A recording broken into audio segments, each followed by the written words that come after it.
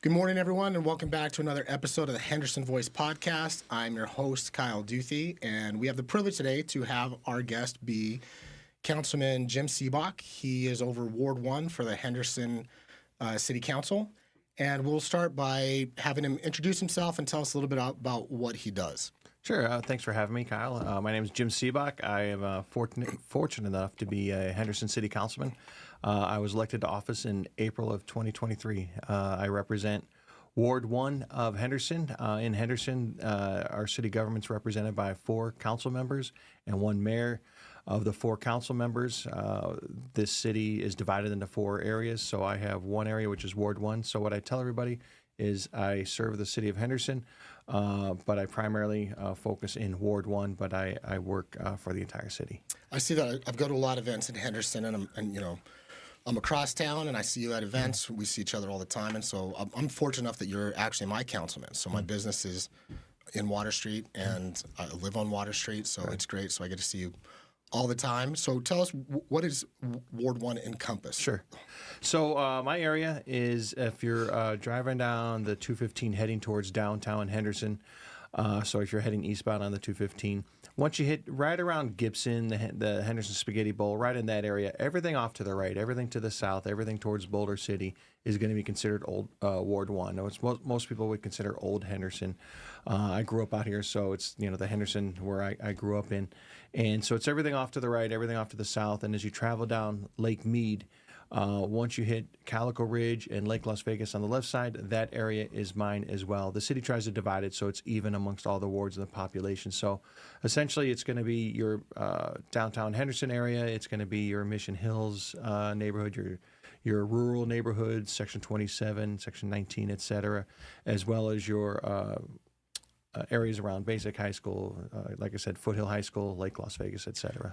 It's great because those are all my favorite areas. Yeah. Like I love Same. Section 27. When I first moved here, it was like, all right, how do we get into Section 27 and the horse streets? Everybody loves that. So, and that's a whole lifestyle, just that rural community. Yeah. It's the no street lights, no sidewalks. They get to have some, livestock. It's usually the larger acreage houses, and it's just a completely different lifestyle, which actually is more and more uncommon because of all development here in the valley. So being able to celebrate with those neighborhoods over there or help them or address their concerns, their issues, and try to maintain that lifestyle is always important. Do you get a lot of calls from people in that area? Because, the massive growth that's happening in Henderson, that kind of can encroach those acreage lots. So I'm sure, there's a lot of concern from them. Yeah, so what I've seen is what I've seen from my short time on the council the last 2 years, since April of 23, is I have a very active ward, which is a good thing. I love it. The reason why I love that is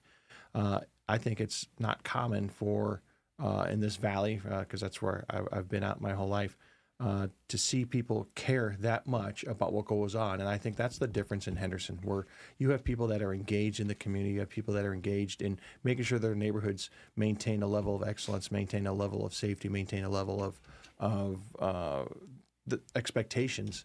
And so, and that expectation and accountability is extended to City Hall. And so that rural neighborhood has an engaged community for sure. But that engagement also applies towards the folks up in Mission Hills. It applies towards the people on Water Street. And actually, it applies to the Lake Las Vegas folks as well. And so they all might have different concerns.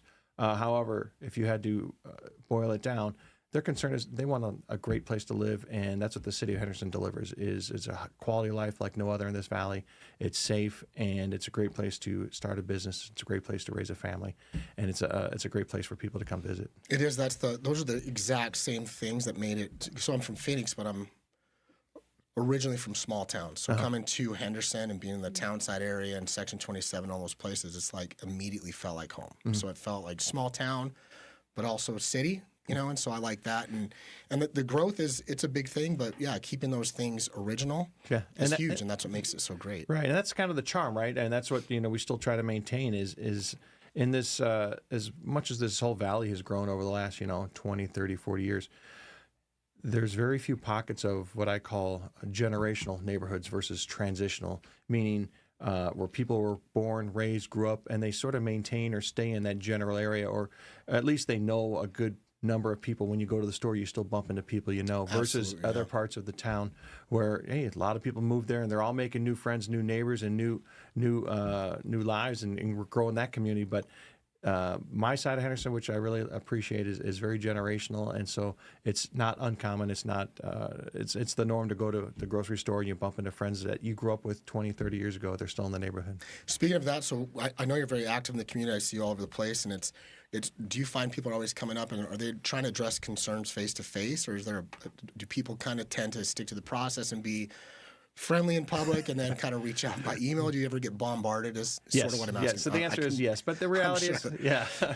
So and you know, and I make myself available. I go out and I'm visible for a reason. I give out my personal self for a reason, because that's my job. My job truly is to serve. But a lot of times when people bump into you, it's not to say, man, what a great job you're doing. You know, sometimes it's more like, I got a problem with this, or hey, what is going on with this? And so, but you know, after you take a couple minutes to explain or have a conversation, we're usually able to, okay, this is why, or you explain it, because sometimes it's just a lack of information. And so communication, just like in any form of business, any you know, even within the family, you always got to communicate, and it's a constant tasking. And so, no, it doesn't bother me, but I enjoy it. Communication is key, and it keeps you connected, and you can't really enforce change if you're not listening to what people are telling you. So, and I really like that about you. Right. Speaking of Henderson, so you know, people can Google you and know what you do, but like you said, you're from Henderson, born and raised. Kind of tell us about your journey to office. Like, I'm sure you didn't start out that way. I don't think anybody does. Right. So kind of tell us like how you grew up, what led you into your career, and then what led you to where you're at right now. Sure. So my family moved out here in '86. So I was still in elementary school, and we've lived out in Henderson since. So I lived over off of like Boulder Highway, Raleigh area. I went to Burkholder Middle School and to Basic High School, and back then that was the only high school. And ironically, there's an event after this. I got to go over to Basic, but. So growing up out here, and in high school, ironically, my dad had passed away, and my mom's raising myself, my brother, my sister, and some recruiters from Las Vegas Metro were there to talk about a program that was for kids 18 to 21.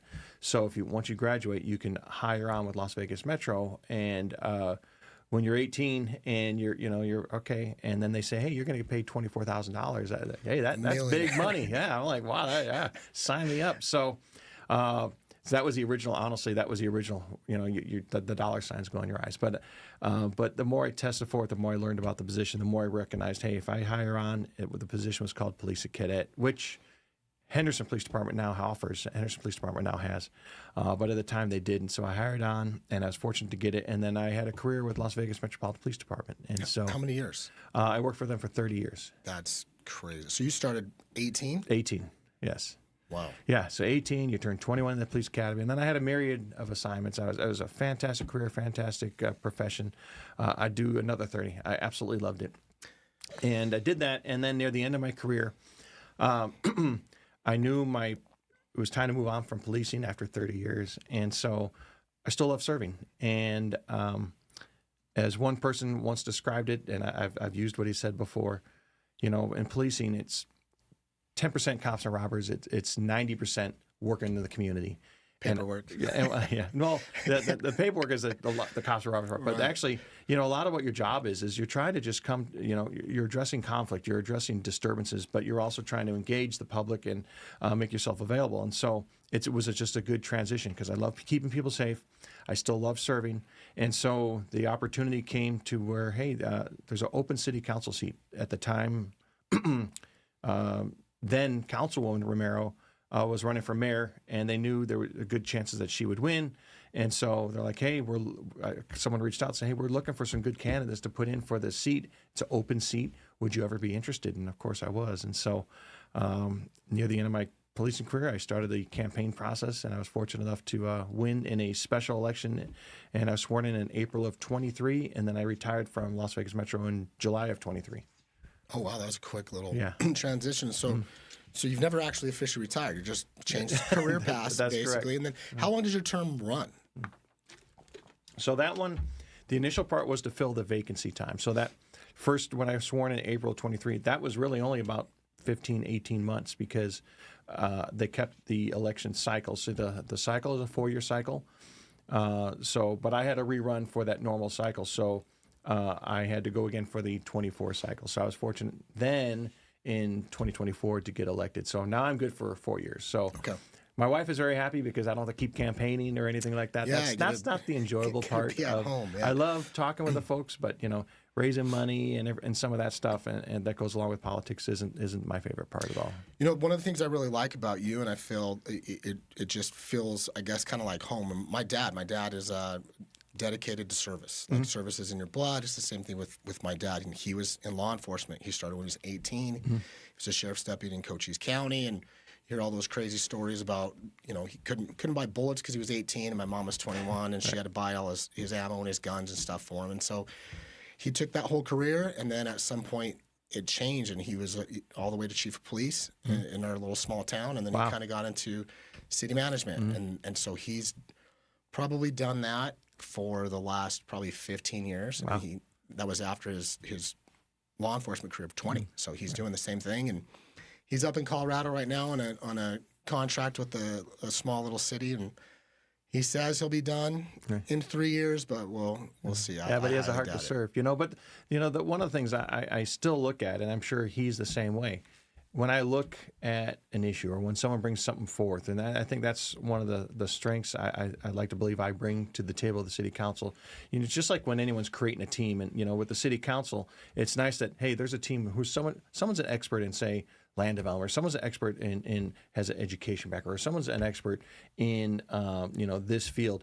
I have a law enforcement background, and so a lot of the projects that come before city council for development or issues, I look at it from a public safety lens. And so when someone says, hey, we're having this issue in this neighborhood, I'm still looking at it through that lens that I've had for the last 30 years. And so I get happy sometimes when the city planner said, hey, here's a concept or here's a plan we're looking at approving. Do you have any thoughts, or do you want to weigh in on it? And several times, I would say, well, hey, just before you approve that, I said, take a look at this. So one example would be they were looking to do an industrial area.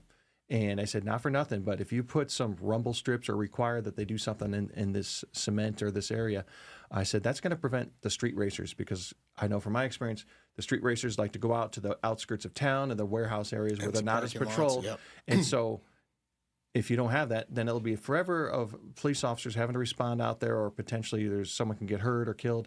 And by doing that for the tires, it prevents it doesn't make it appealable for those street racers to be out there. And so that one little extra step, I believe, will help keep people safe. It helps reduces the demand on our police, and that's how I look at things. And so that's the enjoyment I have. I like that. And that's why I think you're perfect for it, because I think one of the biggest things about Henderson, and you hear it, nationally and in all these places, but it's a family community, and family means safety. It's a safe community. We've got with that concern on safety. So entrances, how quickly can people respond to things, or if there's some crazy incident, how do you get out of these areas? So I think that's very, very helpful. With talking about some of the things that you do, interaction with the community, a big thing, another one of the great things, I like a lot of things about you, but one of the great things about you is the fact that I know firsthand you're about getting things done. Mm-hmm. So we'll have a conversation at a meeting. Sure. And then you'll say, oh, yeah, we got to check into that. And doing what I do with the Water Street District and some consulting for a bunch of businesses, it's you hear a lot of like, oh, yeah, we'll get to that. And you can almost think like it's we'll talk about it later, But every time we talk and you say, oh, that's an idea, or you have an idea, I mean, within 24 hours, 48 hours, I've got an email like, hey, Jim said, let's jump on this. Let's talk about this. So that's a really great thing. Speaking of like events, we're on events, and that's and I appreciate that, because you look at the city of Henderson, and we have over 200 miles of trails, we have over 74 parks, we have a quality of life, and I want to maintain that, and it takes engaged people such as yourself, engaged in the business area, engaged in the Water Street area, but I go back to my last 30 years. I worked for some great leaders. Yeah, I worked directly for Sheriff Lombardo, now Governor, Sheriff McMahill, and throughout your career, there was an expectation, there was a tempo, and it's a super accountability type of organization. It's a learning organization I was a part of.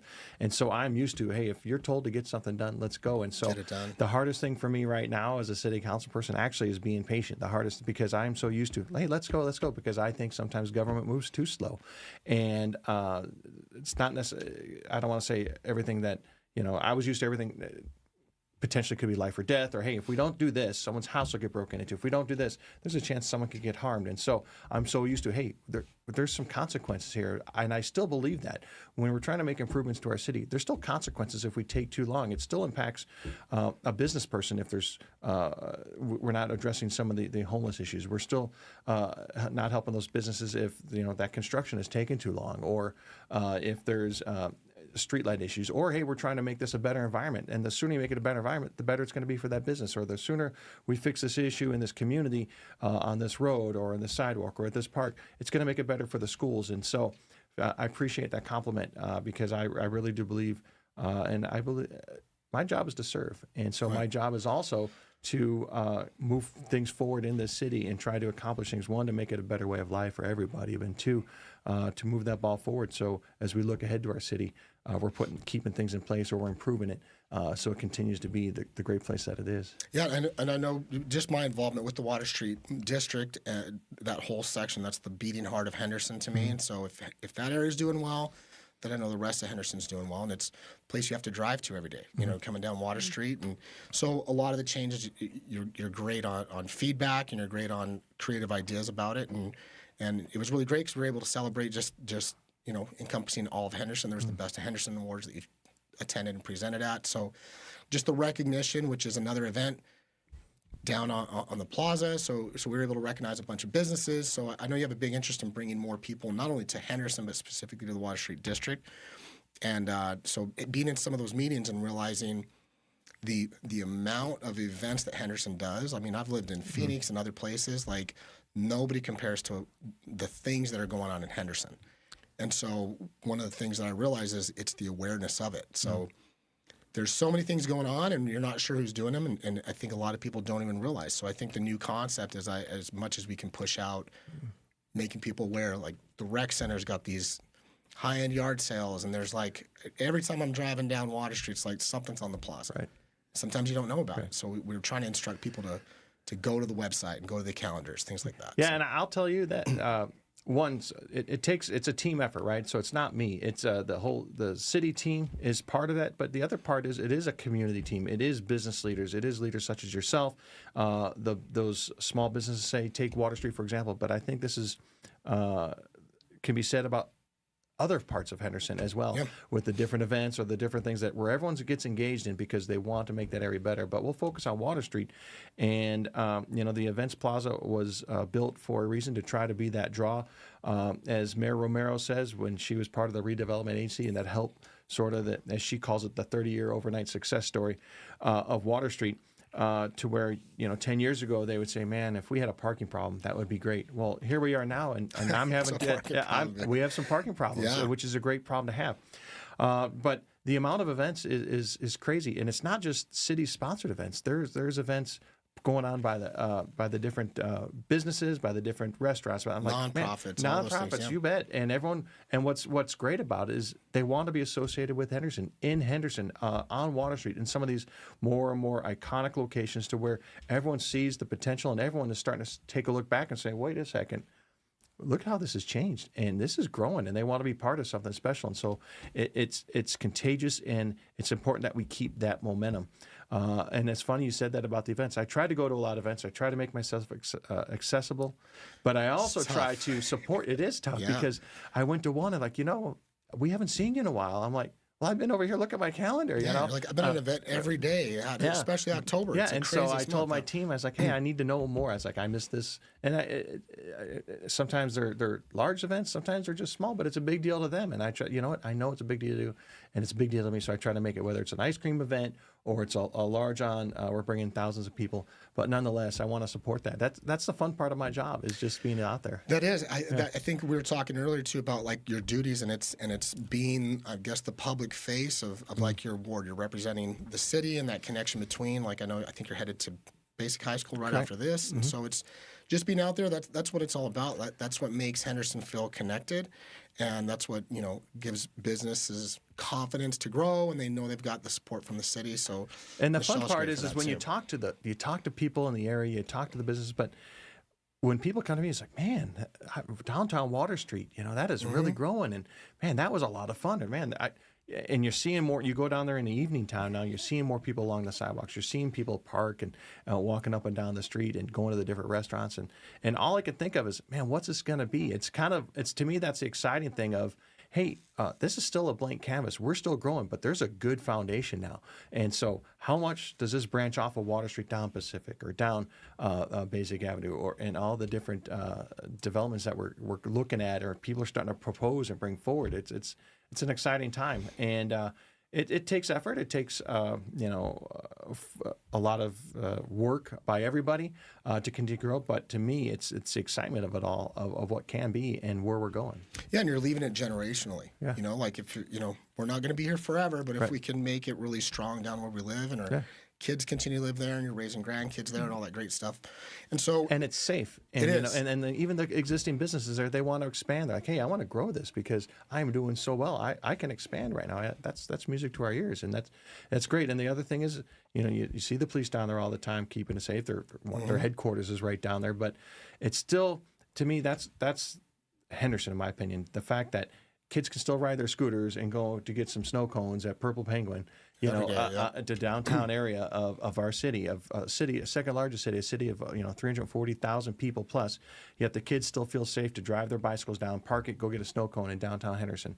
That says a lot about the area, in my opinion. Yeah, and that's what I love about that area because it's so mixed. There's homes next to businesses, and as you get further out into Henderson, where it's expanding, it's a lot of these great communities. And one of the other big things that is Henderson's known for is our parks, which we've talked, and there's I guess it would be a ballot questions coming up. So It's a very big thing. I found, more, even as involved as I am with the city and the goings on in the city, it's something that I found, and I was like, oh, this is a surprise to me. So similar to our redevelopment plan that gets changed every so often and expires, and we got to readjust that, there's this ballot question. Sure. And so the ballot question, from my understanding, and you can correct me if I'm wrong, has to do with property taxes for our parks. So our parks are funded in large part by this ballot question, which I think it's 40%. Yeah. So thank you for bringing that up. In fact, I wasn't. I think that would come up, but I'm glad it does. And so let me tell you the facts behind it from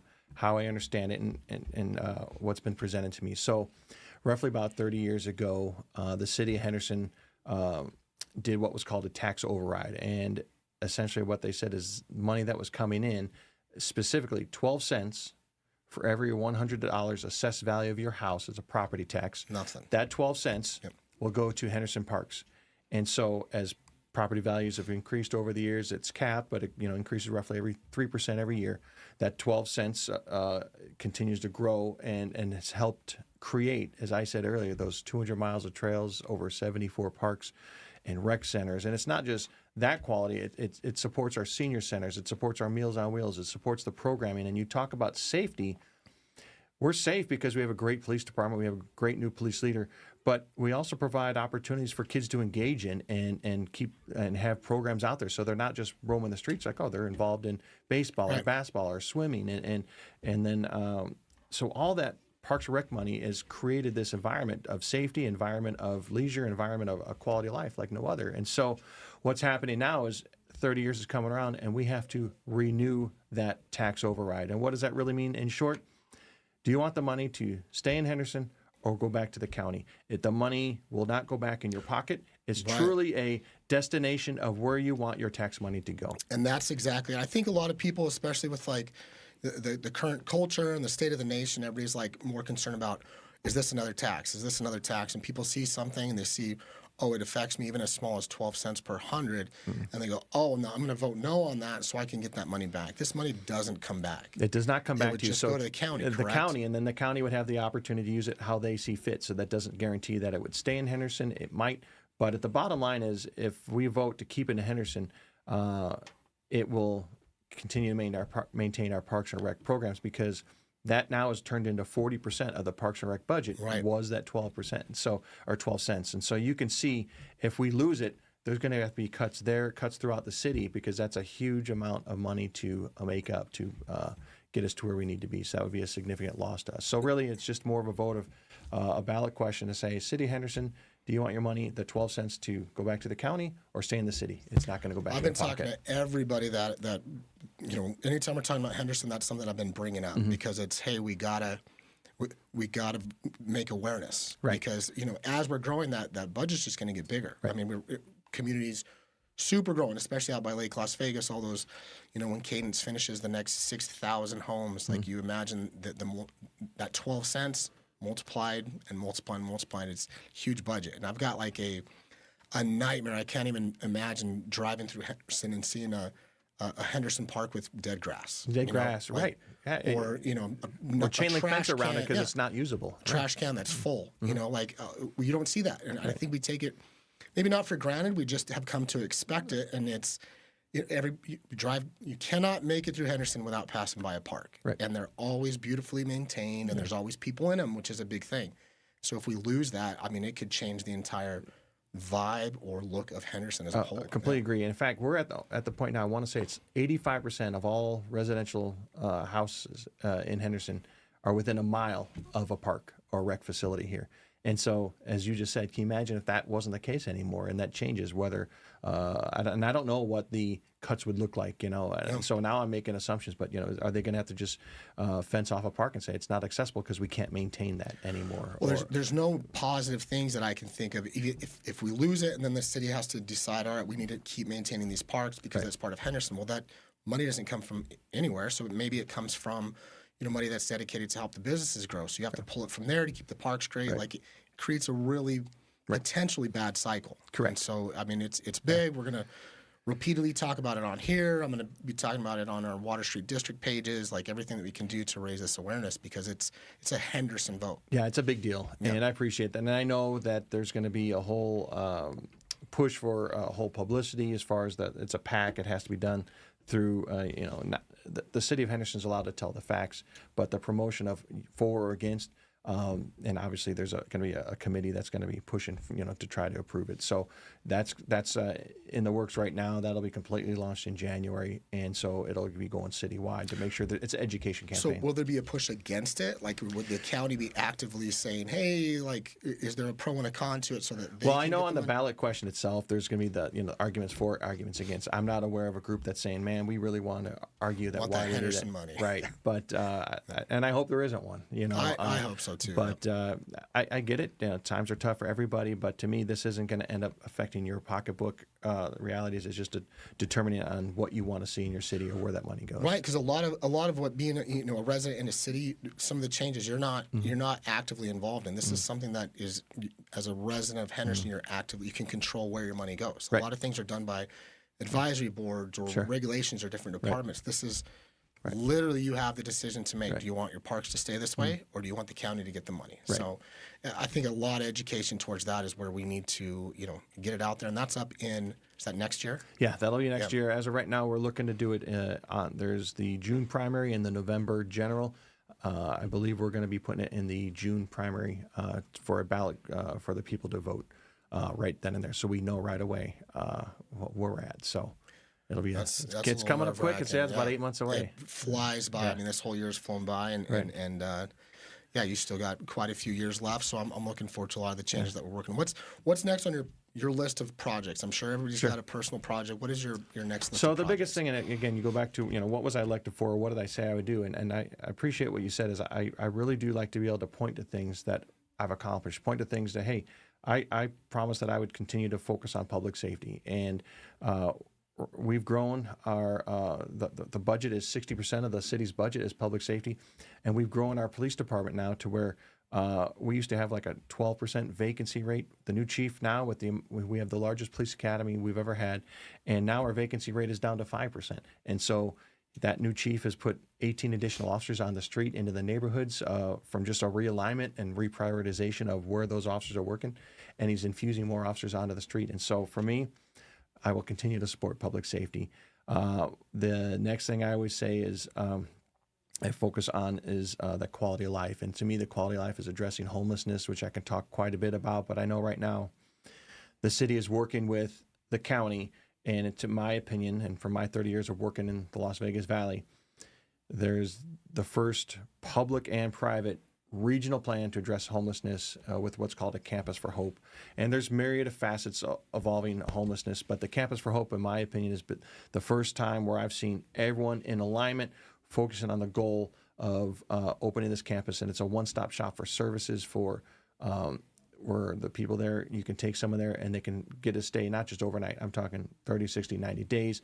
All their services, job placement, AA, NA, all your Medicaid needs, everything it's a one-stop shop. And so it's $100 million from the state, $100 million from the private sector, and all the agencies now are working towards how does that work now. And so that is coming. And then the other thing, though, what am I working towards? So I want to continue to focus on addressing the homeless issue, obviously public safety.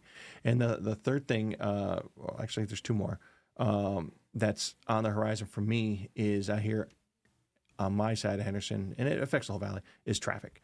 And no one likes the orange cones, and I don't mind the orange cones as long as I see people getting work done. Right. But when they talk about traffic, one of the latest things is the interchange in Henderson, the Spaghetti Bowl, the Henderson, the I-11, the 215. And so right now I'm working with the county and our Public Works Department trying to address that because a couple of years ago, or maybe less, the state says, hey, we want to redo the Henderson Spaghetti Bowl. We have $600 million. They put it out for bid, and all the bids came back at $1 billion with a B, $1 billion. So the state did not have the money for that. Right. So they had to pull those funds and say, all right, we have to wait till we have a little bit more. Well, the traffic is only getting worse. And so shame on me if I'm not trying. And so I've been working with myself, Commissioner Gibson, who also represents our part of Henderson from the county. And together, we've been working together to try to address that. And so I'm optimistic we might have some smaller solutions, specifically extra lanes, which is, I think, one of the most critical things we need. It needs a full revamp, but overall, if we get some extra lanes, that will help address some of those traffic corridors, at least over there. So working towards that. And then finally, I am still committed to, is what I love is my experience working in the Valley is I don't ever want to forget about the older parts of town. And what was common is like, oh, well, look at out there. And I'll use just Las Vegas for an example. Oh, look at Summerlin or the West Side, or look what we're doing over there. And they forget about the east parts of the Valley. Growing up out here in Henderson, everyone's like, oh, look at West Henderson, or look at this. And I'm like, hey, let's not forget about the Water Street area. Let's not forget about Center Street or the area around Basic or Boulder Highway. I don't like seeing empty shopping plazas while we're focused on the West Side. And so for me, redevelopment is still a significant push of making sure that the city doesn't take their eye off that. And so our redevelopment agency has, for a while now, been putting money back into that old part of Henderson. So if you look at master plan areas such as Cadence, master plan areas that cleaned up Three Kids Mine, redoing the Fiesta Hotel Casino. Hotel site, yeah. And you look at Water Street. To me, that's and now we're looking at, I know it's a pain, but Boulder Highway and redoing that. All of that is redevelopment that will spark more growth, spark a refresh, and we're not forgetting about that side of Henderson. So my job is to continue to champion that. So I'm a huge fan of redevelopment. I'm a huge fan of, let's look at, again, what we can do over here. And as you've properly done and continue to champion, look what you have done changing Water Street and highlighting that to where more and more events. And now, at St. Patrick's Day, we have 40,000 people, like an old-time a small city, and 40,000 people come to Henderson for that. You're going to have the Winterfest parade coming up. We have our Veterans Day parade. And so the infusion of people still focused on the side of Henderson. The business and redevelopment of this side of Henderson is going great, and that's what I want to continue to move forward with. Perfect. Well, keep at it. I mean, the progress that's happened already, I can't imagine where it's going to be for in the next 10 years, the next 5 years, especially if we can accomplish some of those bigger things. The ballot question is a big one, and we've got all the focus on redevelopment. Homelessness, we don't even have time to get into because that's a tough That's a whole one. show. That's a tough compassion versus, it's a tough one. Maybe we can talk about it next time. Sure. I appreciate you being here. It's a pleasure to see you all the time, and I love picking your brain. I'm one of those people that sometimes bombards you. Bring it. I'm always question. At least I never have complaints. It's always a question. So no, your stuff is always great. One, thank you for having me on the show. Two, I love people that, hey, not only here's the problem, but here's the solution I have, or hey, can we do this? I love being able to try to say yes, or hey, how do we get to yes, or hey, let's try it. Why not? Right. You know, let's give that a shot. You know, and then when I approach sometimes people in the city, like, I'm like, no, I think this is a good idea, and watch what this turns into, and that is the fun part of what we get to do. So thanks for you pouring out your heart and soul and investing in that area, but also leading. You know, a lot of people can point fingers, but it takes a lot to step up to lead and say, you know what, I'm going to take this on and I'm going to lead people through it. So thank you for your leadership on that. Perfect. Well, thanks for being here. No problem, my friend. Thank you, everyone. Please take a look, find us. You know, get really involved. The biggest thing is if you're looking for events, there's never we'll call it a dull weekend in Henderson. That is correct. Go to the City of Henderson website, click on the calendar. There's a million events. I mean, every weekend there's something going on, from a yard sale to just some sort of event or something at the rec center. So stay in touch. Feel free to reach out to us, repost this stuff, and follow us so you can get to know not only Henderson as a whole, but the people that live in Henderson, the wonderful things that bring them here. And we'll see you next time. Yeah, thank you so much. Thanks for having me. Ever need to reach me, I always leave my number. It's 702-275-8942. Give me a call. If I don't answer right away, I will call you back. So appreciate your time. Councilman like that. That's wonderful. Thanks. Thank you, sir.